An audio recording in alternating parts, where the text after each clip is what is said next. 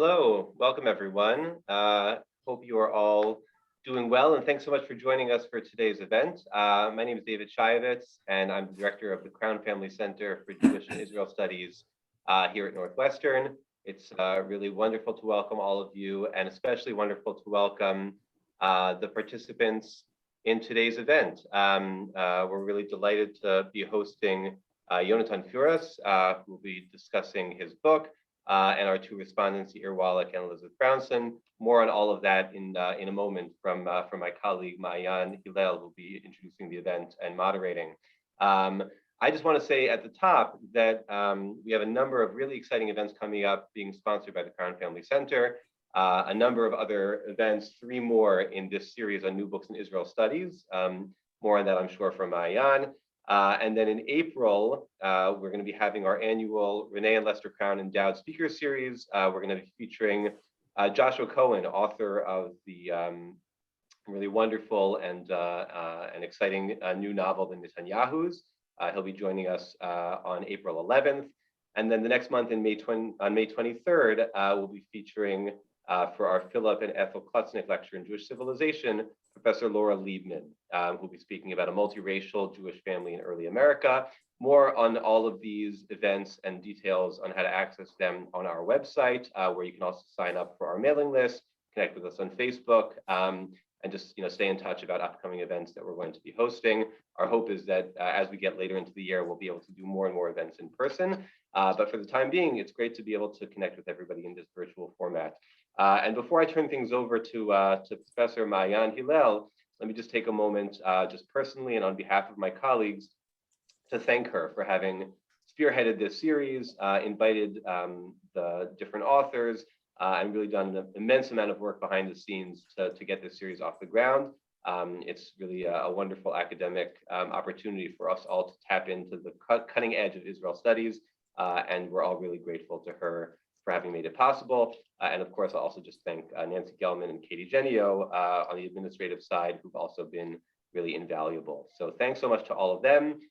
Thanks to all of you for coming. And let me turn it over to Maayan to kick things off. Thank you so much, David. Hello, everyone. It is my pleasure to welcome you and moderate the first event in our 4th-part series of discussions featuring authors with new books in Israel studies. Today, I have the honor to host on behalf of the Crown Family Center, Yoni Furas, author of Educating Palestine, Teaching and Learning History under the Mandate, which was published by Oxford University Press in 2020. As we shall hear today, this book tells the complex and fascinating story of education and pedagogy in mandatory Palestine by juxtaposing the reciprocal and interrelated histories of teaching and learning of both Arab and Jewish societies, while also integrating the role played by the British colonial administration in this intriguing history. So we definitely have what to wait for. I'm also thrilled to welcome our today's discussants that kindly agreed to participate in Yoni's book launch and share with us their thoughts about the book. So welcome to Yair Wallach, who is in London at the moment, and welcome to Elizabeth Brownson, who is close to Wisconsin right now. So thank you for both of you for joining us today. So just a couple of quick logistical notes before I hand it over to Yair. Closed captioning is available for those of you who would like to take advantage of it. You can simply click on the little live transcript button at the bottom of your screen. In the second part of the event, we will have a Q&A section. So we are all more than welcome to ask questions to our speakers. If you do have questions, please feel free either to raise the Zoom hand feature, and I will call your name, or if you prefer, you can type your questions in the chat.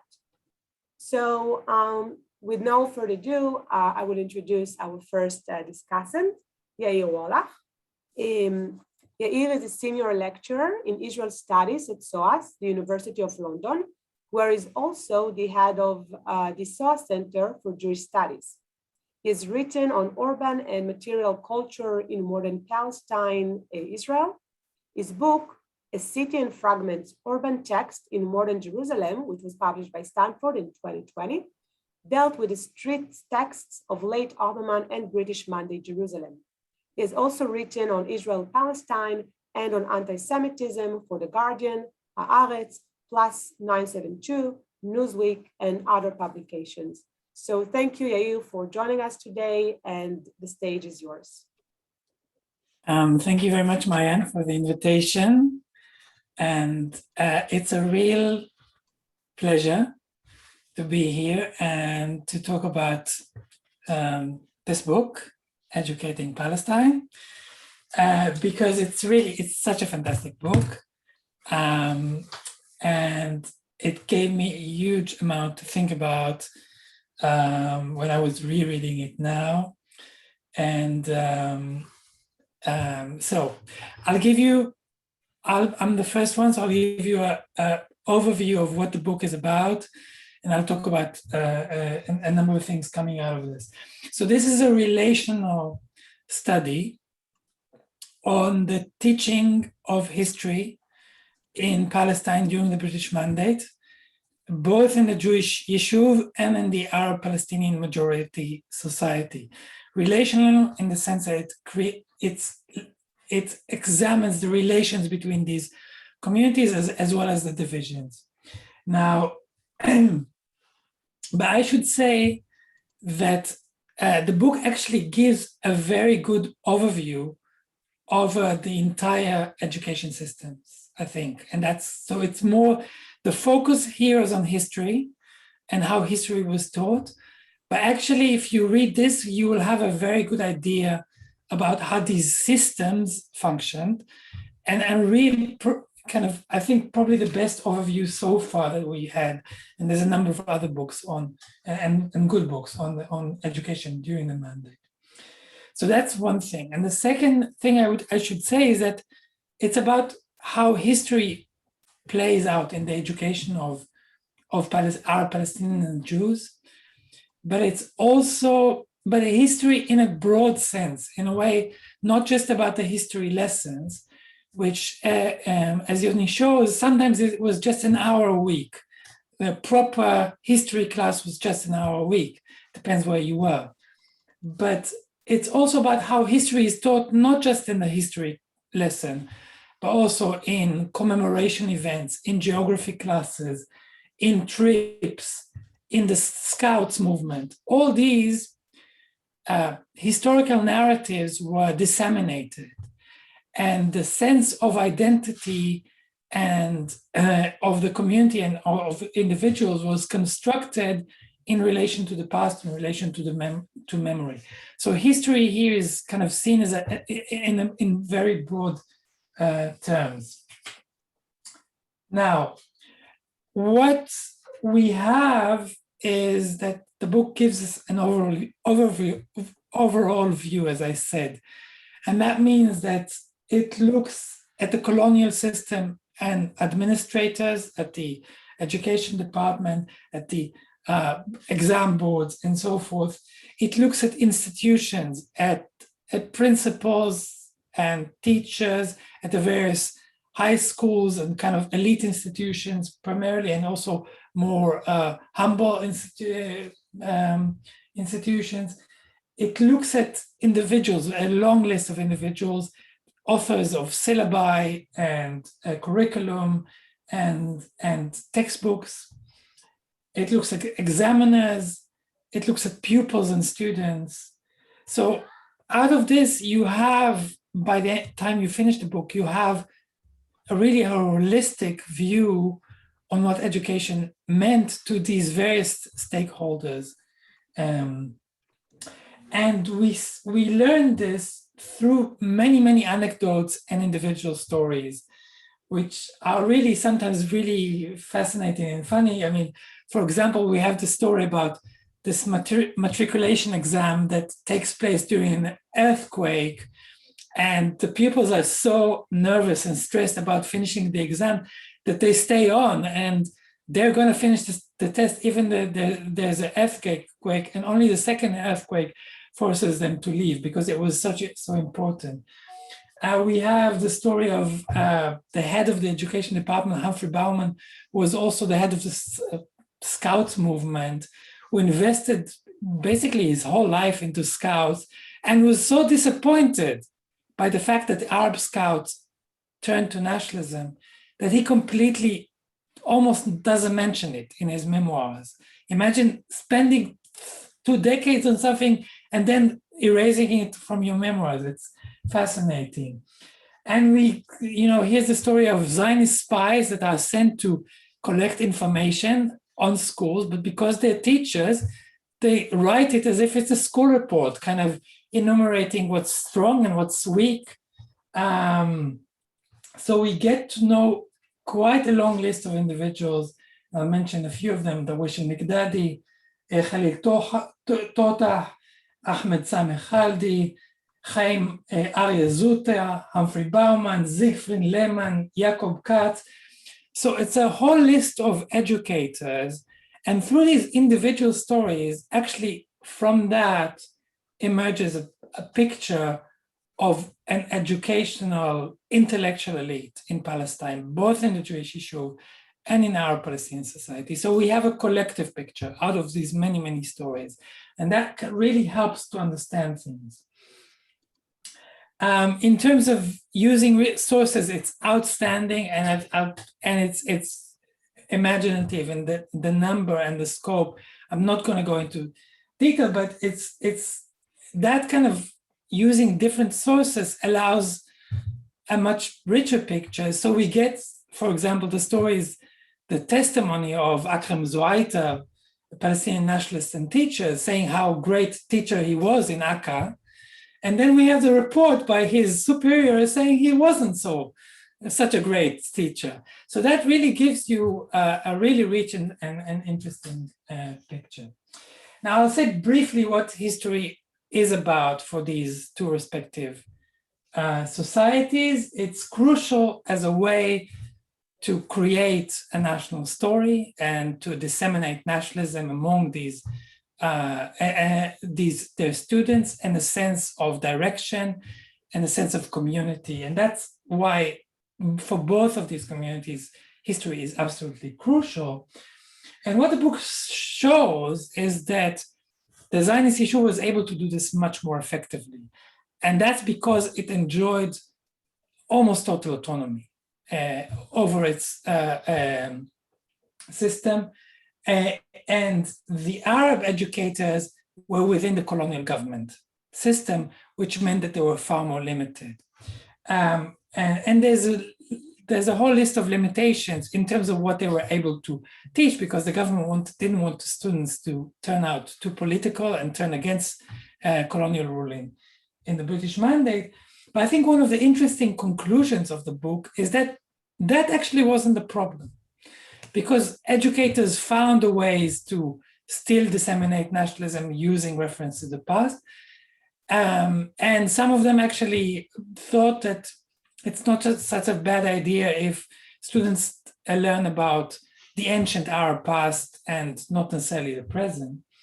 But the main problem was resources and the fact that only a very small minority of our Palestinians were able to go to secondary schools.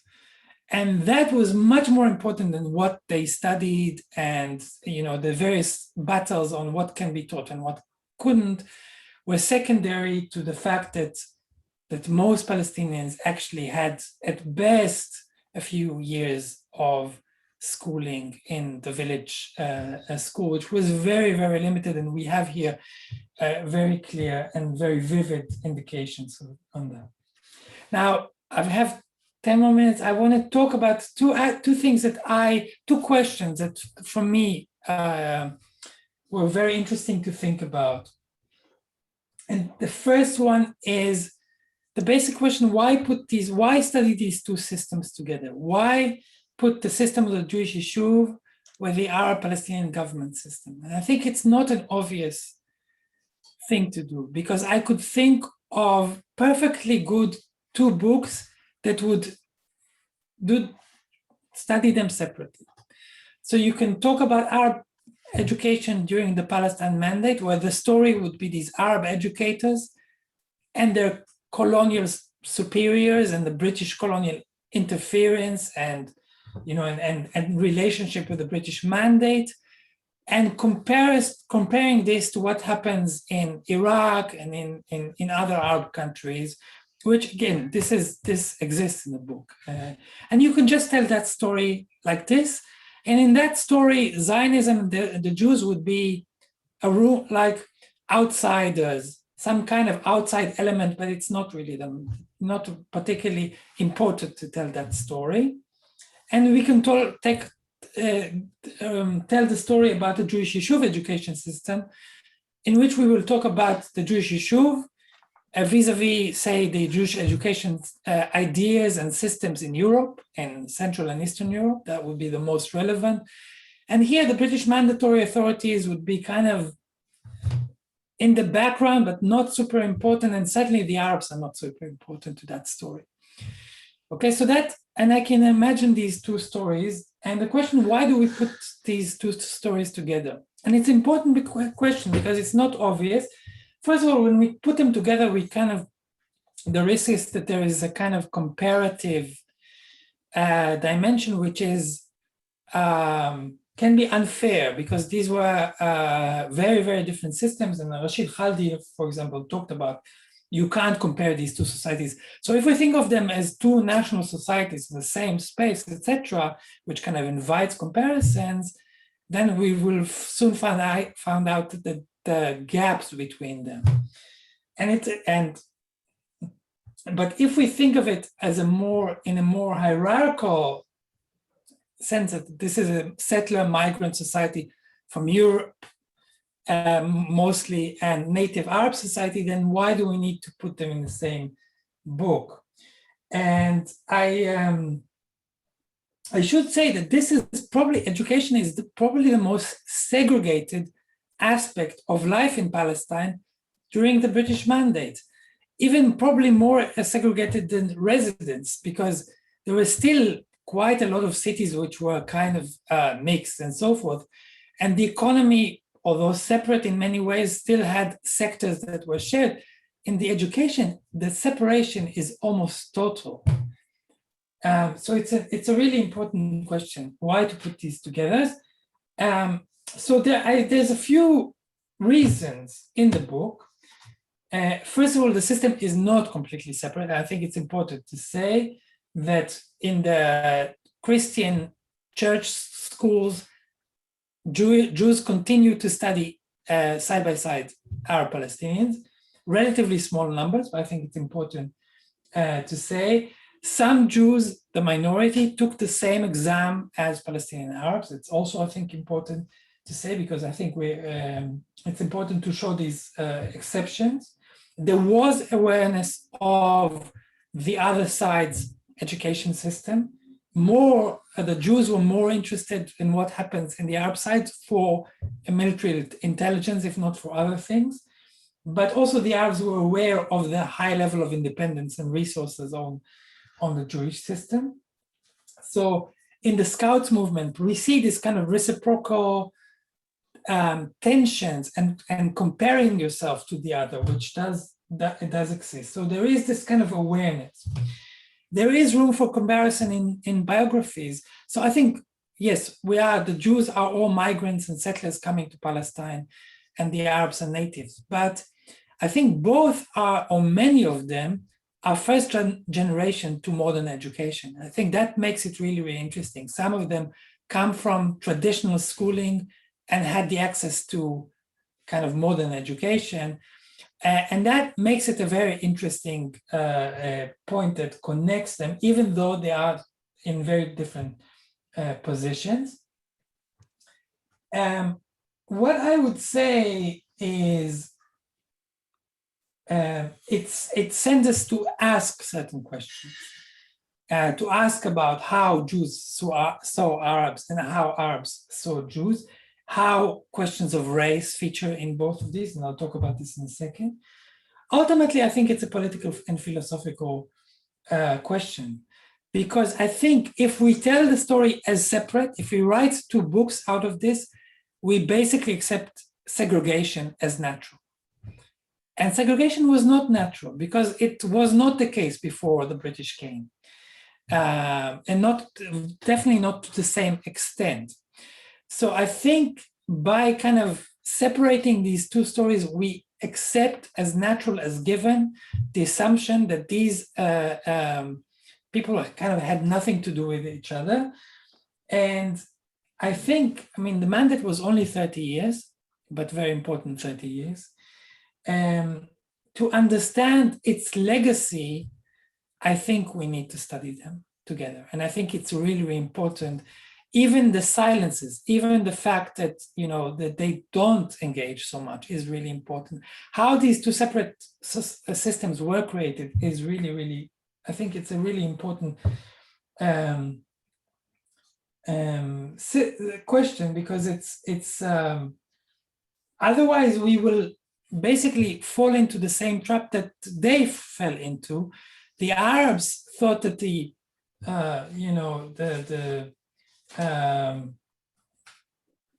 there was a wishful thinking not to think about the fact that there's a Jewish society coming to shape next to them, and the Jews wanted to ignore the Arabs for other reasons, and that led to the erasure of 1948. So in a way, not to fall into this trap, we have to study these together. I'll just say in the last few minutes I have, what was really fascinating discussion here is a question of race, and I think here it joins a number of historical studies that start thinking critically about the way race played during the mandate and during the late Ottoman period, both in the Jewish Zionist discourse but also in the Arab discourse. It's what is the most striking thing, it's how it's employed different from today. And I think this is really fascinating. On the Jewish side, it starts with some kind of fantasies about Semitic brotherhood, the idea that Jews and Arabs are Semites, and therefore that can be somehow happy harmony and so forth. And that goes out of the window quite quickly during the mandate towards a much more Orientalist view of Arabs in Palestine that kind of looks down upon them. On the Arab side is perhaps even more interesting, that there is the idea that Jews come from Palestine historically, and they are the people of the Bible, that this is something that all Arab intellectuals accept, and the fact that Jews are Semites and therefore are kind of part of the same family in a way, this is something that was a given for Arab intellectuals.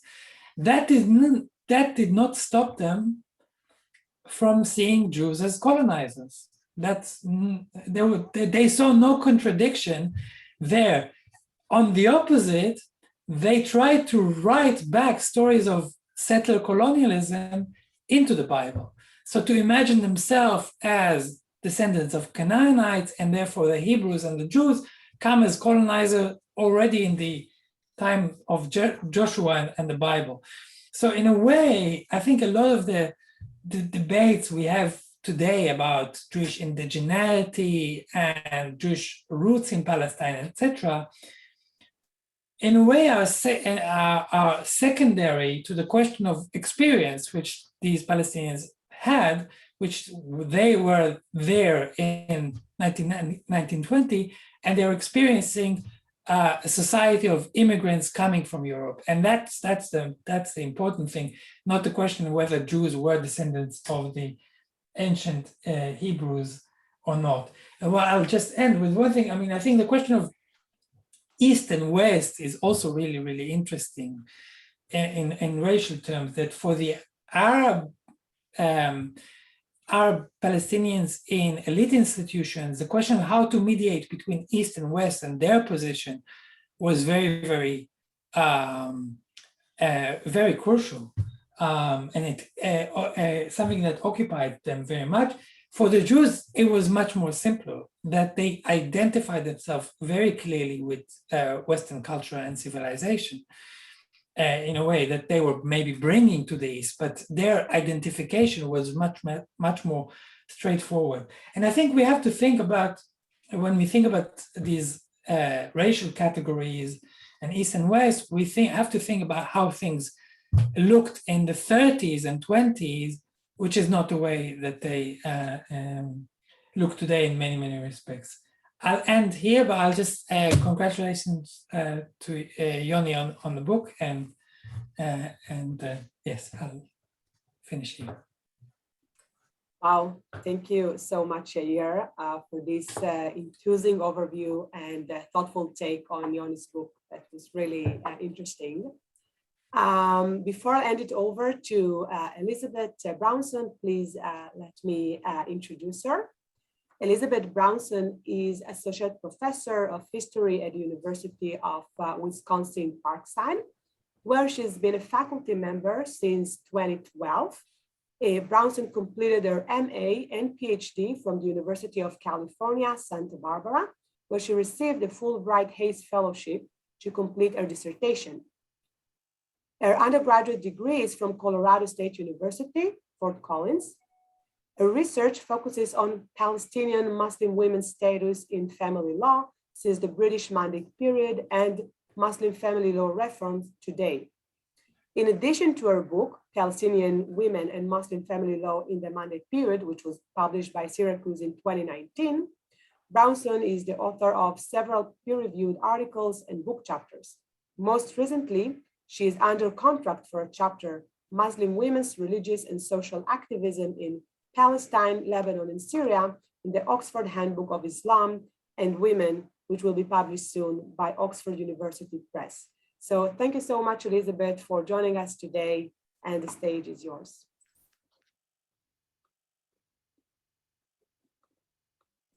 Elizabeth, you're muted. Okay, can you hear me now? All right, thank you, Mayan, so much for inviting me. I had read this book previously and really enjoyed it. There's so much to talk about in this book that it's going to be difficult to figure out. It was difficult to figure out the parts that I wanted to talk about, but I'm glad what Yair did really set me up well, because what he talked about is different than what I would like to focus on. So I think it's a good contrast or complement each other well, I think.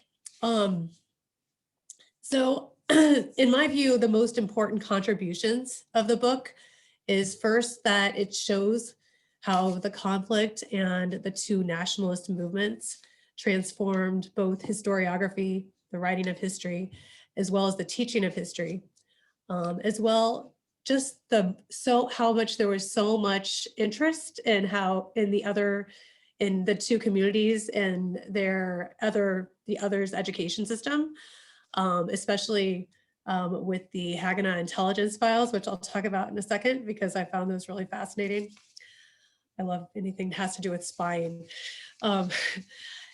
Second, the book adds a Palestinian perspective and sources to the historiography of Hebrew education. Third, I think Dr. Furris really builds on scholarship that demonstrates Britain's many failures as a mandate power or a colonial power when it came to the provision of education to Palestinians. There were just so many ways that the British system, especially with access to education. Yair mentioned how very, very few students had access to secondary education for the Palestinian side. And even with primary school, very few, I think it was 4 in 10 by the end of the mandate were able to attend school. And if you just look at rural areas, it was the percentage was far smaller. And if you look at girls' education, it was really girls' education in rural areas, it was very much smaller. But the thing that excited me the most about this book was the sources, the really rich array of sources. So they're very, very interesting. A lot of them have not been used very much. Some of them I think probably have not been used at all in scholarship. And certainly for us as the Dr. Forrest is the first to put all of these sources together. So I'd like to talk a little bit more about some of those sources because, again, that's what I was really drawn to with this book. As I was rereading it, I got excited once again. So in the chapter 3, I believe, he talks about the Hagenai intelligence files, which included education files that had newspaper excerpts, agents' reports, and just all the Arab books that were published, including textbooks. So, you know, they were clearly really, really interested in what the Arab education system was doing. There were also village files from the Hagenai intelligence. They surveyed 75% of villages, I believe, hundreds of villages. And the agents reported on literacy rates in the villages, access to newspapers and radios, whether or not there was a government school. And if there was a government school, there was data on the teachers. So their names, their hometown, their political party or their political affiliations, whether they were loyal to the government or not. So I found all this really fascinating. And I guess the reason that they were doing this, of course, is because if there is a presence of education and there's a presence of nationalist teachers, then the Zionist movement is going to have a bigger problem with competition, right, from those areas. And there were also extensive reports on Palestinian secondary schools that I found very interesting. So yeah, that was just one of the many types of sources. Chapter 4 gets into the writing of history textbooks, which is a huge contribution as well. Dr. Forrest examines 25 different history textbooks by 22 Palestinian authors, I believe, as well as 32 textbooks from the Jewish side and almost 30 authors. And he uses these textbooks to argue very convincingly that the conflict literally changed history, which I found this a really important contribution. And changing history, meaning historiography, the writing of history. Before the mandate, Jewish and Arab historiography emphasized religious inclusiveness and tolerance, excuse me. But as the conflict intensified during the British Mandate, Zionist textbooks focused more on, and I'm quoting here, a more monolithic exclusive, this is a hard word to pronounce, exclusive nationalist narrative. And meanwhile, Palestinian textbooks either ignored Jews completely or they marginalized them. So I think that's really a big,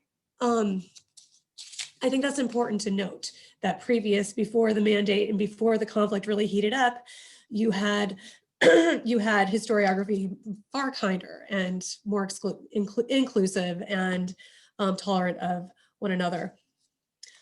Forrest's research of Arabic textbooks is also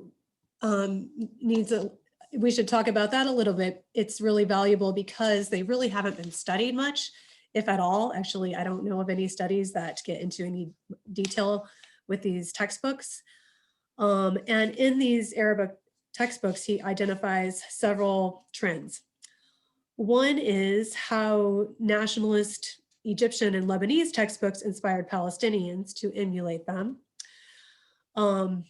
Another trend was, and I'm just going to go talk about a couple of the trends, the portrayal of the Ottoman period as uncivilized and backwards was a trend in these textbooks.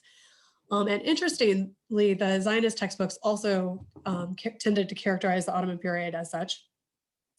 And third, there was a heavy reliance on Western historiography. But they didn't accept all the claims in that historiography because they refuted the claims of superiority.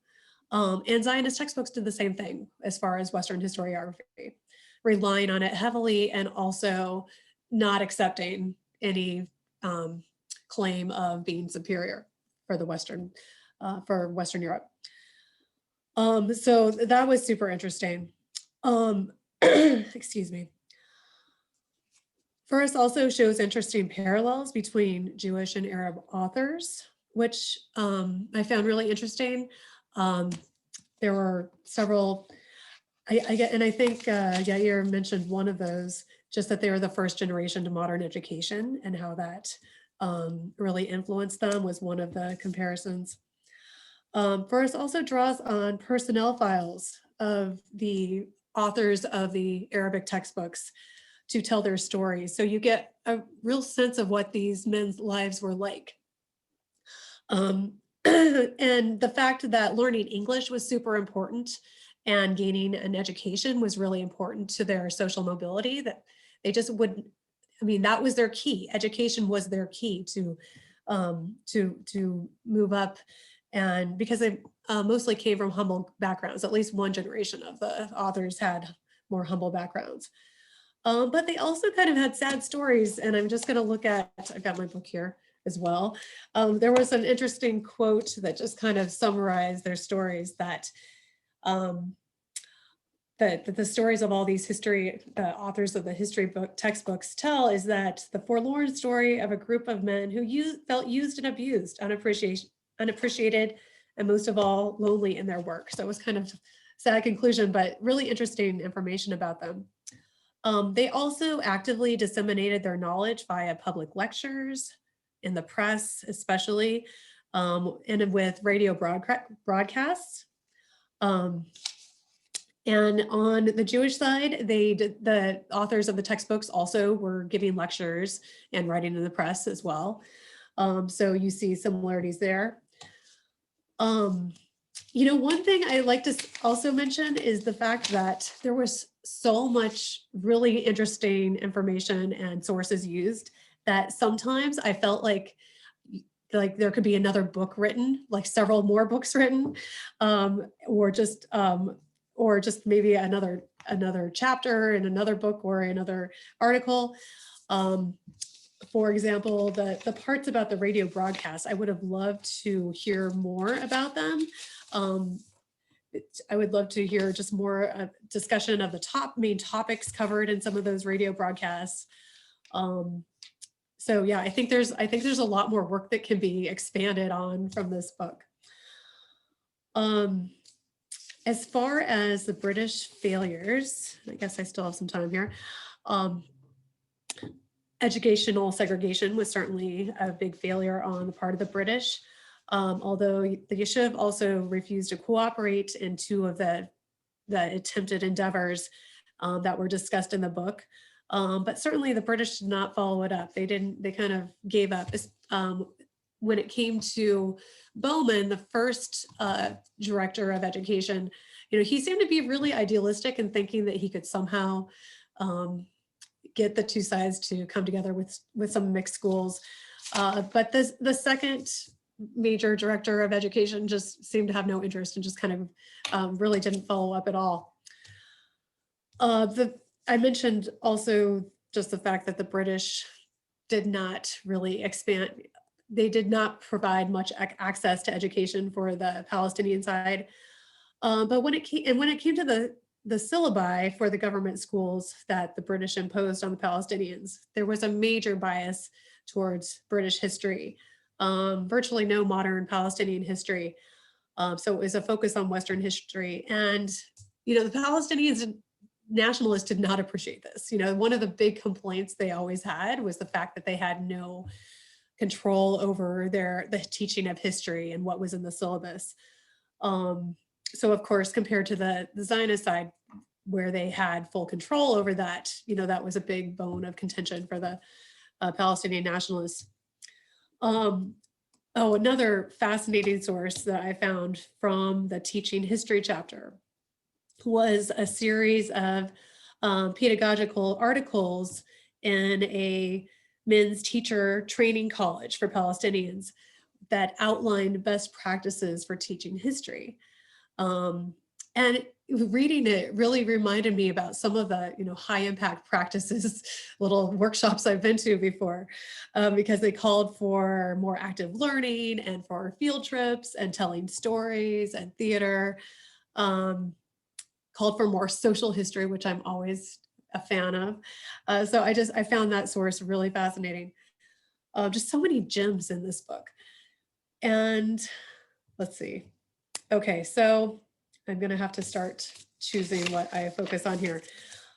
The matriculation exams, I somehow, when I had looked at these archives, the Middle East Center archives as well, somehow I had missed the boycott of the Latin course that the Palestinian students, they boycotted the fact that they had to teach, that they had to learn Latin. Somehow I missed that, but I thought that was just a interesting side note. For the learning history chapter, oh, do you know what? I think I forgot. Okay, I forgot to talk about a whole section, but I'm running out of time. But the student journals were really, the student essays and student journals were really interesting. And the fact that they tended to, in the Palestinian journals, they criticized the government's failings in education, but they also, some of the student essays talked about adopting useful aspects of the West, but not all things European. And that there was a similar trend in some of the Jewish ones as well. Okay, I think I've got a little bit more time here. So as far as the going back to the Arabic textbooks, another parallel with the Arab and Jewish textbooks was that intellectuals reappropriated the term Semites, which European scholars had constructed as kind of a racist label and denoted inferiority. But they took it and they reconceptualized their Semitic ancestors as being the founders of civilization who bequeathed it to the West. So I thought that was a really interesting parallel that I think I forgot to mention before. But then during the Mandate period, this kind of becomes heightened as the conflict heated up. But I found this book overall to be just super useful in having a new perspective on the conflict that's really rooted in education, because education, of course, is so critical to nationalist movements, perhaps, one of the major components of any nationalist movement. There were a couple other things that I wanted to just encourage maybe other scholars to pick up, or maybe Dr. Burris to also expand on in future work. I feel like there could be a whole book just focusing on the textbooks and the curricula. I think that could be, there was so much there. I mentioned the radio stuff that I'd like to hear more about that. Oh, the cultural and literary and youth clubs. They were kind of mentioned briefly. That would have more on that would have been also really welcome to hear more about that. I thought the Arab College's journal was a really interesting source. So this was kind of, this is the most important school for secondary school for government school for Palestinians. The articles highlighted in it were really interesting, but I would have also loved to hear more from that. And I was wondering if those are located in the Al-Aqsa library. So perhaps Dr. Burris will tell us about that, and where the other school journals are as well. And I was also wondering if the actual students' exams that students had completed were, if Dr. Burris, if you were able to find any of those. Or student essays other than the ones that appeared in the journals. Okay, so I think I got excited and started talking too fast, but I think that was most of what I wanted to cover. Although there was one thing Yair said that I was also going to respond to. Okay, maybe. I think, never mind. Okay, so I wouldn't have time to get into it, but that was it. I wanted to say that I just really, really enjoyed the book, and it was just had so much in it. It was very, very rich and well done. Wow. Thank you, Elizabeth, for this thought-provoking commentary. And I must say that I agree with you that Yoni should maybe publish another book or two on the subject. So Yoni, or Dr. Forrest, I should say, maybe you should seriously consider it. Okay, so now, last but definitely not least, Yoni Fuas, the book's author, will share with us his concluding remarks about the book. But just please, I will first introduce him. Yoni Fuas is a scholar of modern Middle Eastern and Palestinian history, interested in the history of late Ottoman and Mandate Palestine, the sociology of Arab knowledge, and cultural aspects of the Palestinian Zionist conflict. His first book, Write Down, We Are a Nation, a political biography of Musa Kazem al-Husseini, was published in Hebrew in 2017. His second book, Educating Palestine, on which we are discussing today, was published in 2020 and is based on his PhD, which he wrote at the University of Oxford. So Yoni, well done. This is indeed an excellent book. Congratulations. And please, the stage is yours. Hey, there are any Israelis in the crowd, so good evening. And for the rest of you, good afternoon, or thank you, Mayan, for inviting me. It's a pleasure. It's a great event, and you've been so kind. And thank you, Professor Brownson and Professor Volach, for your comments. Also for your inputs, because in 2014, Elizabeth, you published an article about this topic, and I was frightened, and everyone was keep sending it to me by email saying me, it's been done. What can you do now to add? And I was frantic. But actually, I learned a lot from your work, and Yair was so kind in my first year in Oxford to help me with his knowledge. And also, I think his contribution to relational history is invaluable with his book, but also his work, I think, in general in SOAS. And perhaps I'll say something about Israel studies at the end. And I'll start by saying that I was hoping for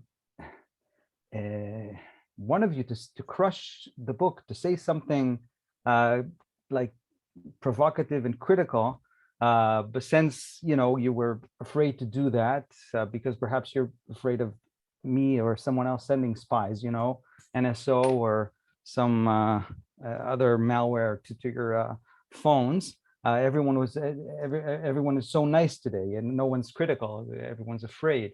I'll try to read my book and be critical as I would read it, like from the start. And I'll make a few comments, and perhaps I'll leave some time for questions from the people if they're interested to ask questions. And I'll start with saying something banal and self-centered. That if I would write the book again, I would write it completely differently, with a different focus. I did my proofreading of this book when the global pandemic started. Kids were at home. I stayed up for long nights trying to finish a project that belonged to the pre-COVID era. And I want to tell you something about my younger kid that happened today. So he didn't want to enter Gan to kindergarten today. Back and forth from quarantine, losing track of what his normal life used to be before COVID. In general, here in Israel, during this wave of Omicron, schools and kindergartens are open, but very few kids actually go. So kids are either at home and go back and forth. It's really hard for them. It's really hard for the parents. So after a few days break, my two boys go to school again earlier this week. And then the kindergarten teacher is sick, and kindergarten can only start at 9 because the replacement can start only at 9. So we go to kindergarten, me and him. and he doesn't want to go in. And then, like, just a second before I leave him, he was happy. We went happily to kindergarten, and then he says, I'm not entering. I was like, this is not happening. I picked him up, I passed him through the gate, and I handed over to his ganenet, and he was very angry. And there was another dad there. I said something to him about how traumatic these times are for kids, probably lack any recollection of experience of a normal educational routine. And we had a quick, very short conversation because I wanted to go there very quickly, so my child would forget about the preposterous idea that I would take him back home. And of course, I had to return to my sacred academic work. And why am I telling you this? Because I'm still sad when I think about his look when I left, but more relevant to our talk because of the role schools play during times of instability and crisis. Because today, when I think of school, I think about a space that takes my boys away for a few hours so I can do my sacred academic work. And when I think of schools today, not before, not while I was working on this book, I think of parents' WhatsApp groups that I know that they're not very popular in the United States, but here they're extremely popular, too popular, obsessively popular. And I'm irritated by these groups. Parents are so stressed about their children's health, and like me, about their obviously less sacred work, what they do and not what I do. And they have the nerve to write an SMS as if they have something relevant to say to like 50 parents that are part of this group. So it's not relevant. It's never relevant to all of us. So I think that these past 2 years, us parents and our children are unwillingly coerced into a suffocating physical classroom intimacy. And all these questions that were never relevant: who's vaccinated, who's not, how is your kid outside, isn't he supposed to be inside because it's quarantine, and so on and so forth. School principals have ambulances in schools once a week, regulating tests for the students in the yard, something they never learned about, while training to be principals or teachers. So many questions and issues that we as a community are not accustomed or emotionally equipped to ask, let alone engage with in WhatsApp groups or anywhere else. And all of these questions about education and these institutions, they make me rethink the project and rethink the importance of this project, and question and challenge perhaps. And I'll ask a few questions. And if we get back to the mandate, we're talking about a little more than 3 decades. If we take the war, the Great War, 1914 to 1918, and then until 1948, it was a period of paved with trauma, instability, and ongoing social drama for Palestinians and Jews alike, right? And I'm not sure to what extent in the book tells this story. The trauma, the tensions, the blood, because focusing on schools and teachers and all these nice sources that you've mentioned and nice ideas as Semitism, it doesn't come out. And you can look at the mandate through coffee shops and nice books and school journals, but the mandate was also a period of a lot of violence and tension and blood and people hating each other, and stabbing each other and killing each other and displacing each other. And I don't know to what extent this is apparent in the book. Another thing that comes to mind is our obsession of historians with history and how important history is and how we need to examine history. And I ask, maybe it's not important. Maybe it's just a sort of something that we learn ourselves. We put ourselves in front of the mirror, and it's like a self-righteous process that we go through to just, you know,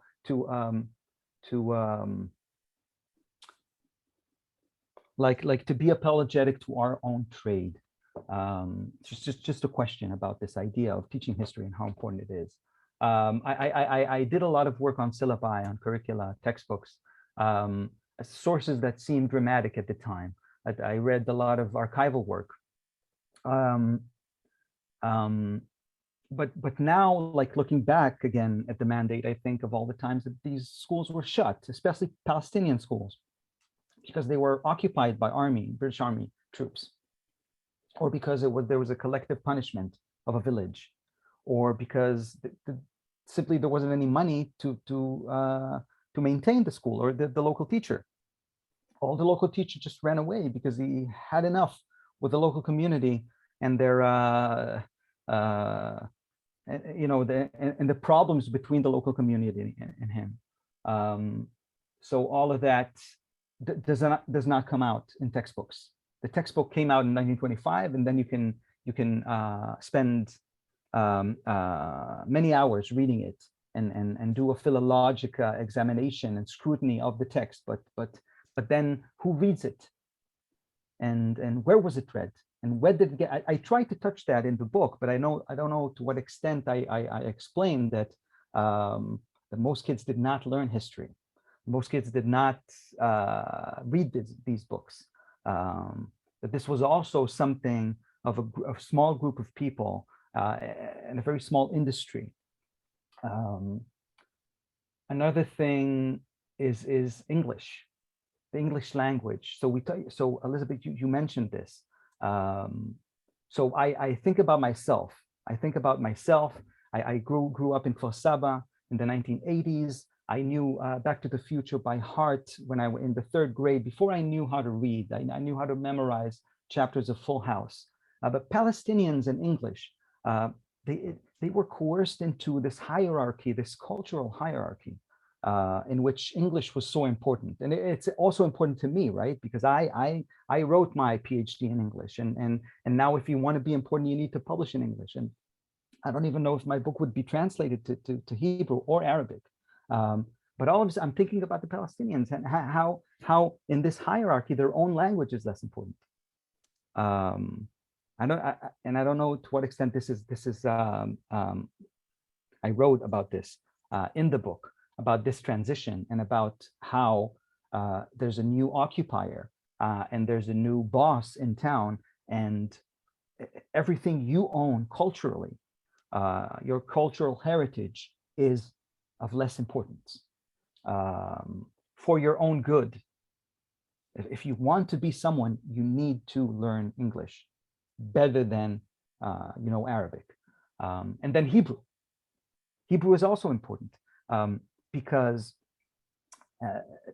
learning Hebrew was also a trauma for this community of settler immigrants, as I called them. Most of them were immigrants. Hebrew was their 3rd language, especially the educators that I write about. They knew many languages before they learned Hebrew. Hebrew was like a game for them. It was art. It wasn't a spoken language. It wasn't their native tongue. And of course, not for all the immigrants, the refugees that came to this country to seek refuge. And then they were told to forget about their own languages, and they had to learn this new language of Hebrew. So a lot of work's been done on this issue, but when you read the syllabi, when you read the curricula, when you read about these experiences in the classroom, you don't take into account all these immigrants, all these refugees from Europe or from the Arab world.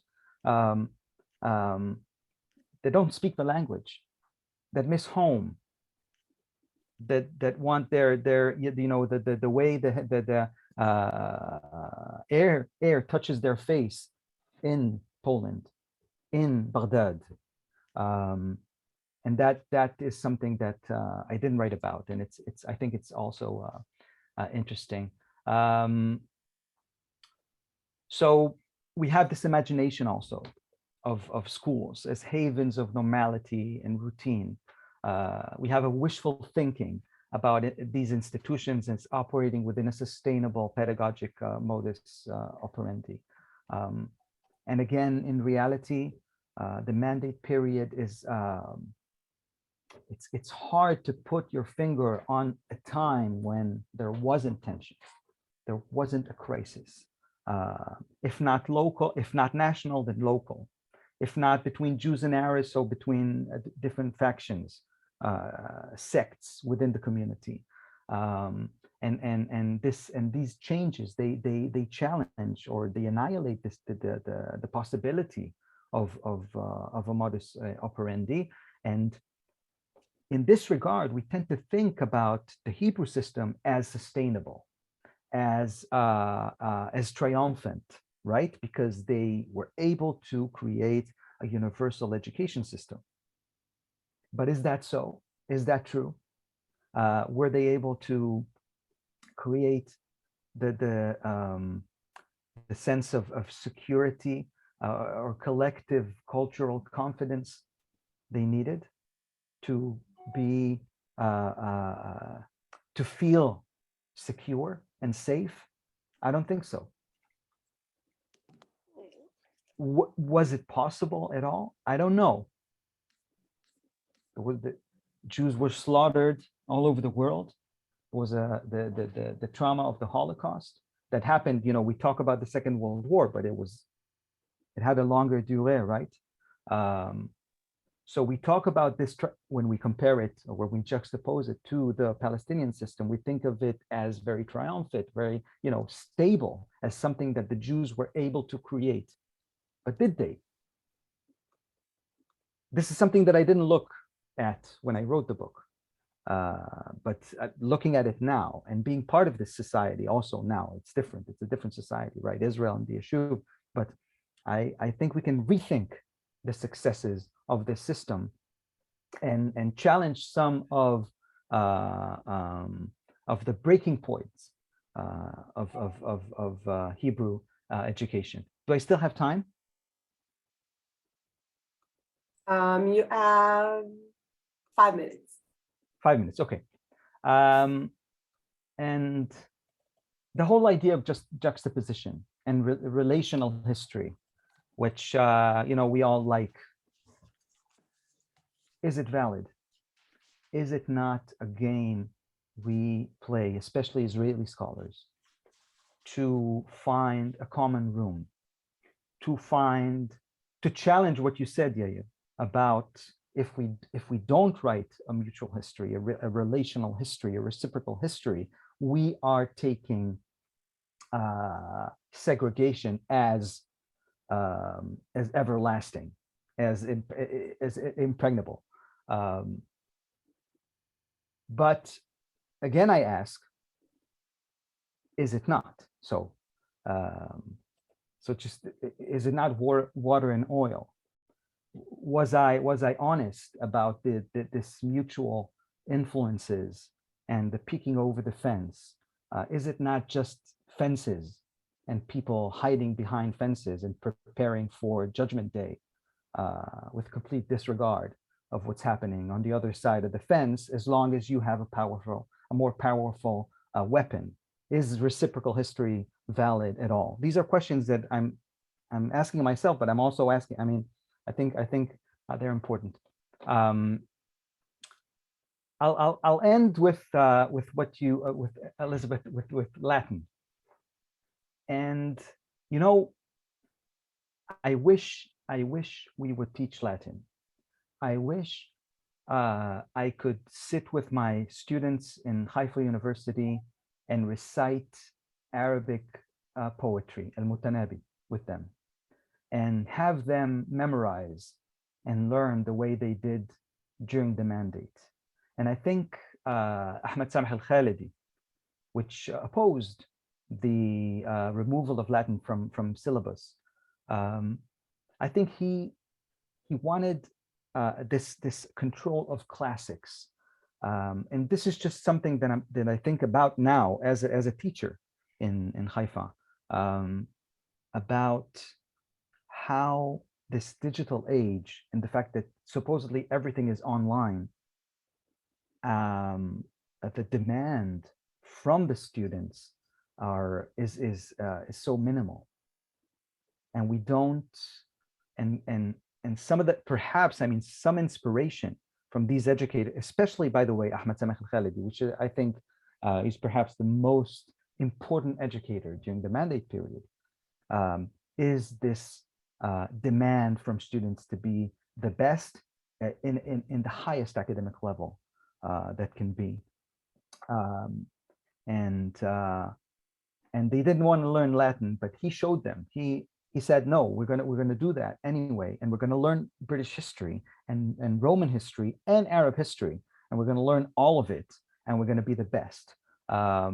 So yeah, it's an interesting anecdote, but it's also something that we can ask ourselves: what do we teach our students?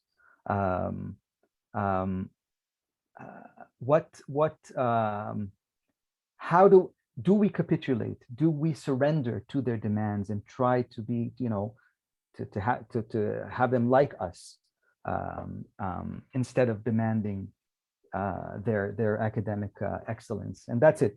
I'm finished. I hope there be some questions from the audience.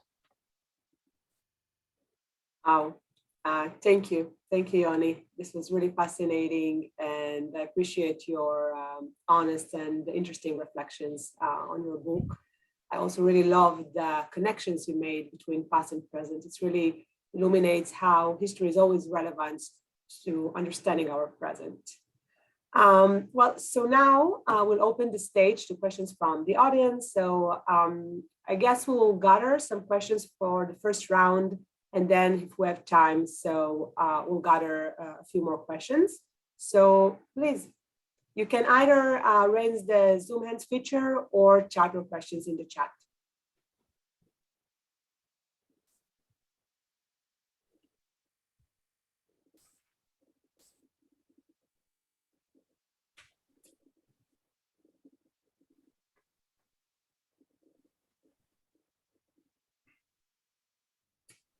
Anyone?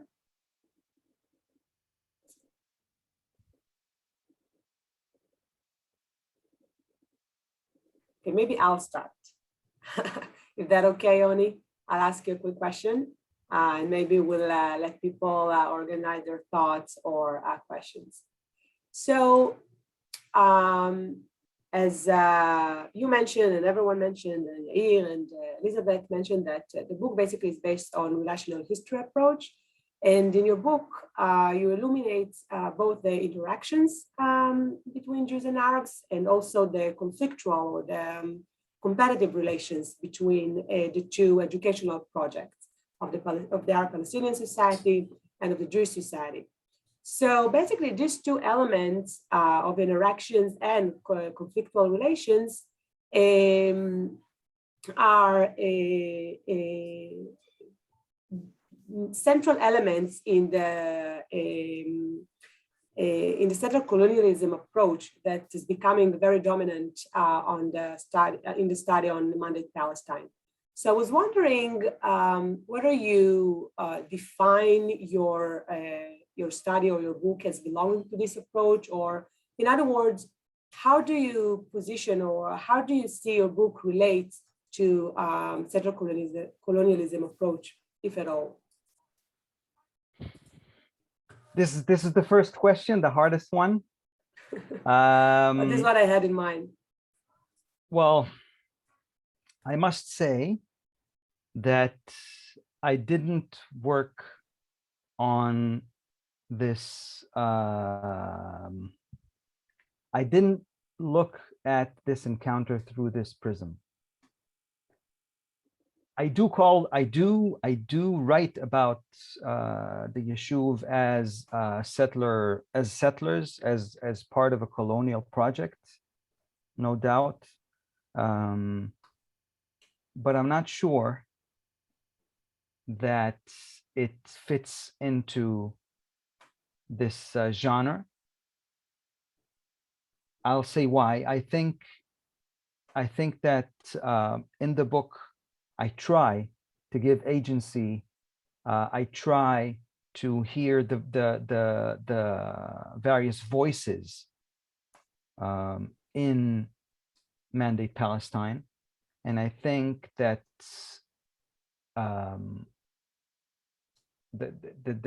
like looking at everything through the settler colonial approach sometimes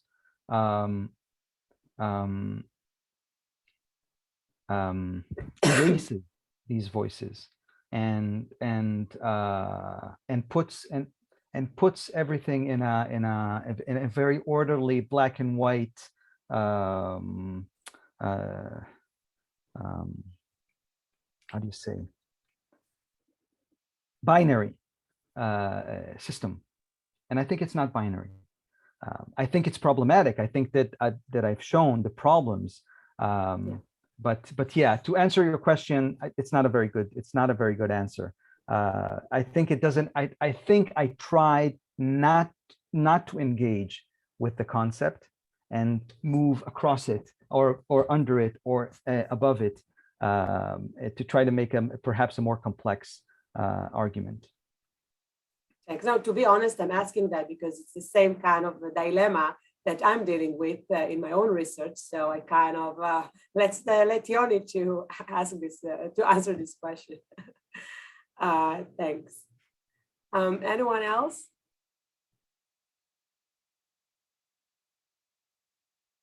Yair or Elizabeth, would you like to maybe comment on each other's talks?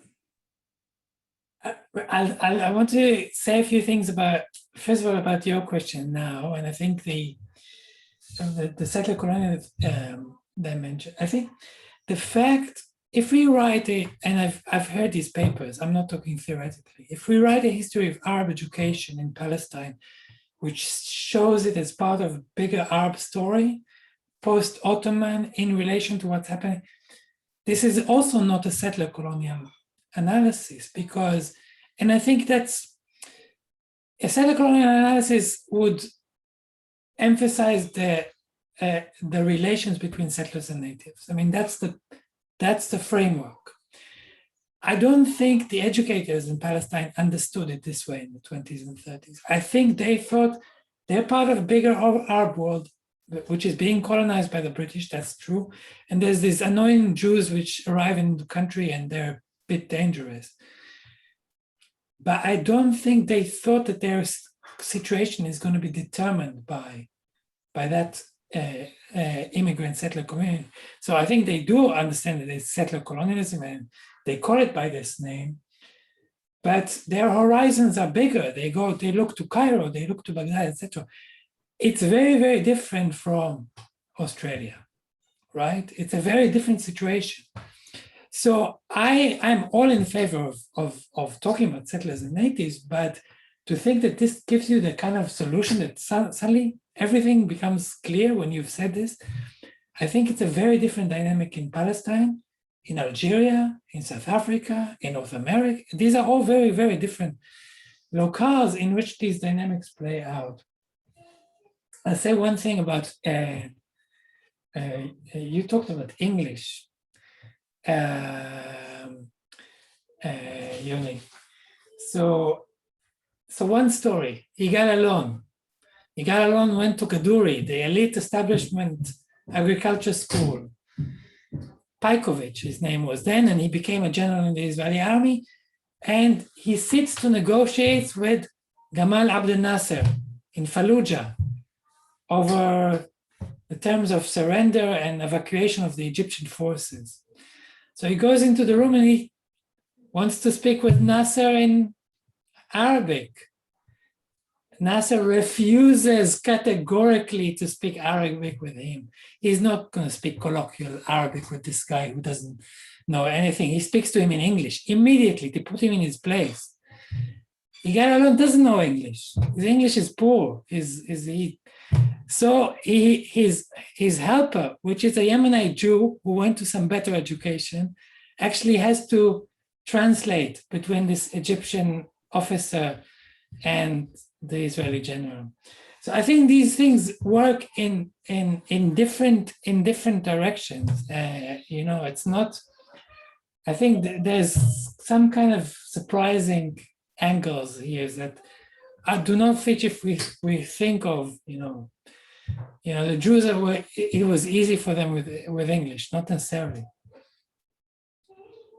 Yeah. Thanks, Sam. Do you have any questions, comments, thoughts? I'll say, perhaps I can just say that now there's a TV show in Kan 11, it's called Shat Efes. And it's about this conflict between a student that shouts death to Arabs during class and then publishes like a video online and against the teacher. And it's based on a real story that happened in Israel between a student and a teacher. And I think that, it's 2022 now. And the TV show tells a very valid story about something that in Israeli education is still, I think, in many respects, is similar to the mandate in the sense that our relationship with the Arabs, with the Palestinian Arabs, with the Arab world, is unexamined. It's unquestioned. It's something that is sort of a taboo, and that I've only seen 3 episodes, but the tragedy of the story is that there are no tools in the toolkit of the educator to handle racism, to handle problems or issues relating to the Palestinians. And I think that if there's any connection like between the Yishuv period and now, is this issue, is the fact that we haven't found as a society, nor as a Ministry of Education, to deal with these questions. And of course, this is it's because that as a society also we have the same problem, but I can just recommend you to watch the show because it's very real. And it comes out like now after what happened in May. It's relevant, and it's since the violence keeps coming back, it's always relevant, and it's always not there, and it's always we are missing the opportunity to talk about these issues and to actually try to change. And if we get back to the issue of settler colonialism, I think, or Mayan, I think we should think about this, because if it's not settler colonialism, then what is it?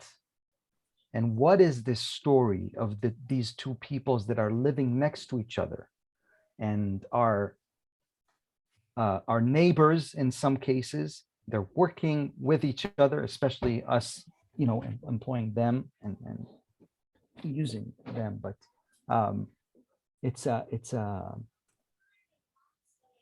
we're living together since then until now, and making sense of it in a not learning from Australia, but what can we learn from? I think these are questions that are still unanswered, and we need to find terms to define this encounter, and it's still not defined, I think. And it's good that it's not defined. That means that it's over, but we need to try and find the concepts that will enable us to have like a learned discussion without falling into these binaries. I think that's. Thanks, Yoni. We have 2 questions from the audience. One is Alon Rab. Alon, would you like to unmute yourself?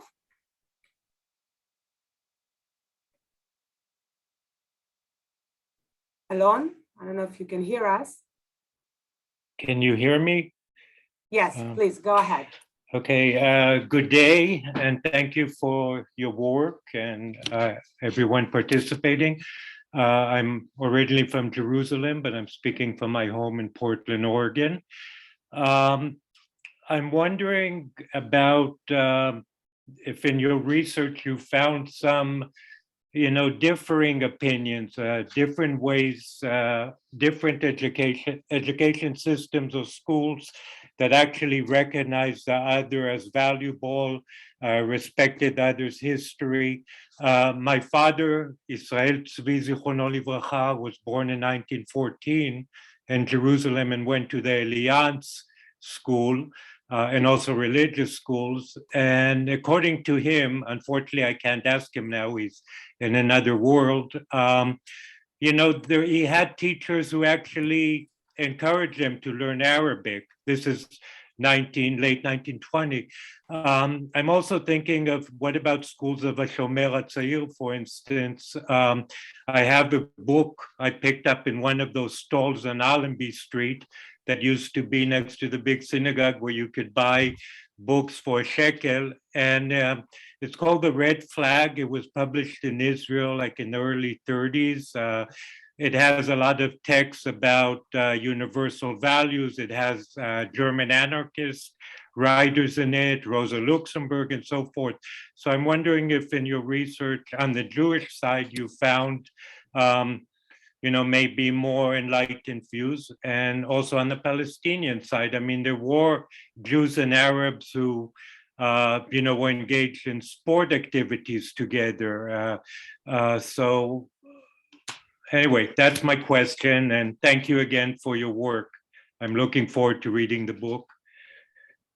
Thank you, Alon. So thank you. Yoni, maybe, sorry, before you answer, maybe I'll just read another question that I received on the chat. And so Emmett Hirsch is asking if were there any differences between Christian and Muslim Arab education in this context.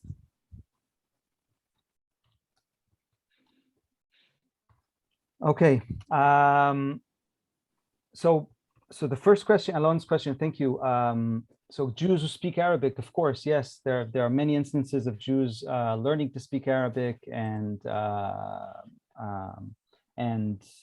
since the beginning of Zionism and settlement in Palestine, Jews wrote about this ethos of connecting to the neighbors and working with them, and so on and so forth. Unfortunately, this was always in the margins. And you have very interesting examples of these margins. They're there, and there's a lot of text written during the period by these people. And there are even some schools that were different, like Ben Shemen.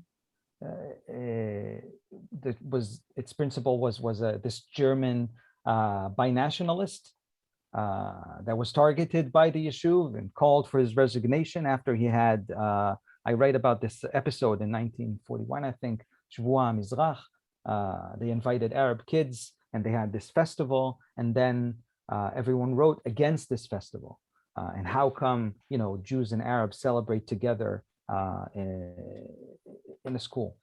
Education during the mandate and also afterwards was segregated, and it was thought of as as something that's there for the sake of the national project, and Arabs were out. This was the mainstream.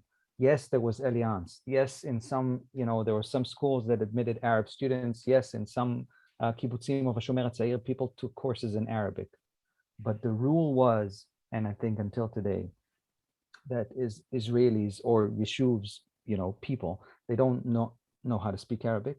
They don't know how to read Arabic, like the vast majority of them. And they don't know about their history or customs or tradition, and they don't meet them as part of an educational dialogue. So that was the rule. So there are examples, and I write about them in the book, but I think they were marginal, and you can the exception that prove the rule.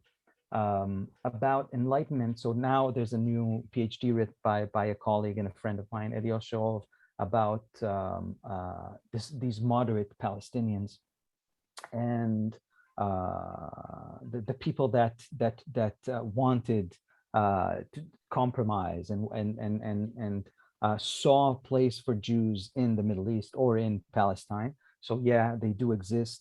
Actually, in the field of education, like for example, the Hebrew University, there was an option. The Hebrew University could have been something that was open and inclusive for the Palestinians, but it ended up very much segregated, like the Zionist educational project in general. So I think they would have wanted. I think that the Palestinian elite was not or could not be openly in favor of this cooperation. But from what I read, most educators would not go against. So we have examples of people that were invited. Arif al-Arif was invited to speak in the Hebrew University, and he knew Hebrew. And we have other examples of Palestinian intellectuals that did that during the mandate. But again, these are exceptions that prove the segregated rule. And then the second question, I hope I answered this, the difference between Christian and Muslim education. So private education, so government education is not Muslim or Christian, it's just owned by the government. Private education in the cities was mostly missionary, meaning Christian, but there were also private Muslim schools that were under the Supreme Muslim Council. And I think what's interesting about these schools that they were more adamant about teaching English, for example. They were more westernized than the government schools. Why? Because building on what we said, that you need English for mobility, and you want the best students, and you also want to train the best, you have the best intellectual training.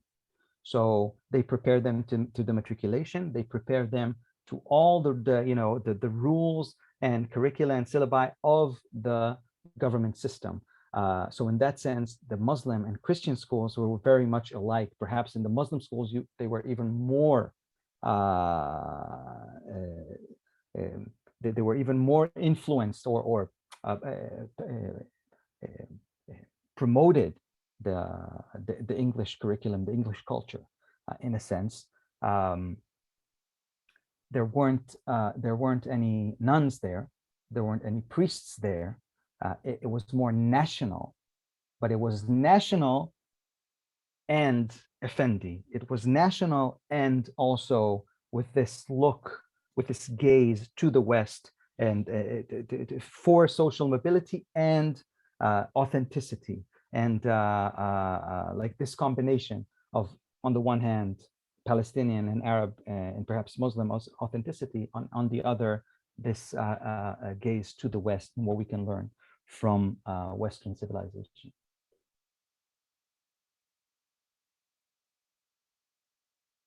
Oops.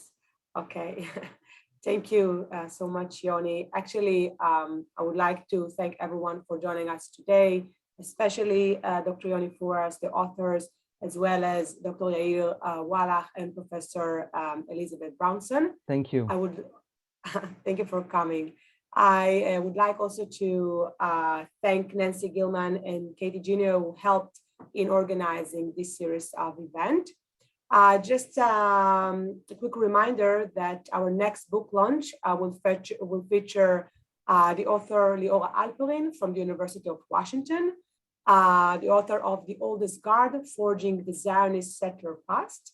This event will take place on Wednesday, February 16 at noon Central Time via Zoom.